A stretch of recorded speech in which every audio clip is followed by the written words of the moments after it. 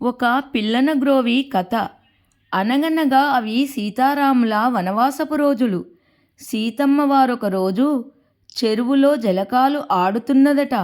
స్నానము కానిచ్చి ఒడ్డుకు వచ్చి పర్ణశాలకి దారి తీస్తుండగా దారిలో ఓ ముళ్ళు ఆవిడ కాల్లో గుచ్చుకుందట. బహు సుకుమారి, కళ్ళంటా జివ్వున నీళ్లు చింపిలాయి.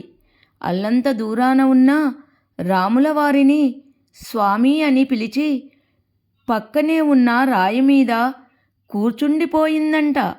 పరుగున వచ్చిన రాములవారు ఎర్రగా కందిపోయిన అమ్మవారి మొహాన్ని చూసి కంగారు పడ్డారట. ఇంకొక్కింత ఎర్రగా కందిన అరికాలను చూసి బెంబేలు చెందారట. ఎలాగో తంటాలు పడి నెమ్మదిగా ఆ ముళ్ళును బయటకు లాగి సీతమొహం వైపు చూశారట. ముళ్ళు దిగిన కంటే పైకి లాగిన బాధ ఎక్కువగా ఉందేమో. జలజలా నీటిబొట్లు ఎర్రటి చెక్కిళ్ళ మీద జారిపోతుండగా వచ్చేసిందా అన్నట్టు చూస్తుందట ఆయన వైపు.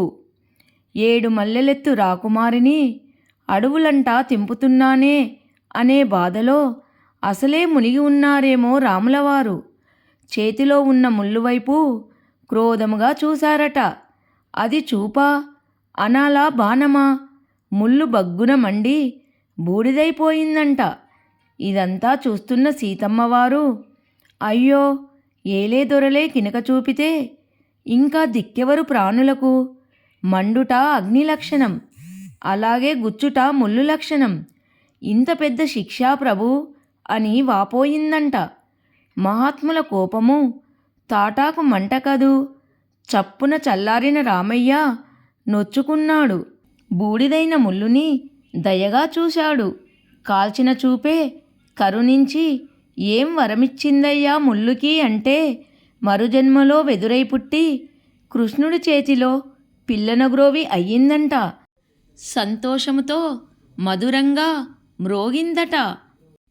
ఈ వీడియో మీకు నచ్చినట్లయితే లైక్ చేయండి. అందరికీ ధన్యవాదములు.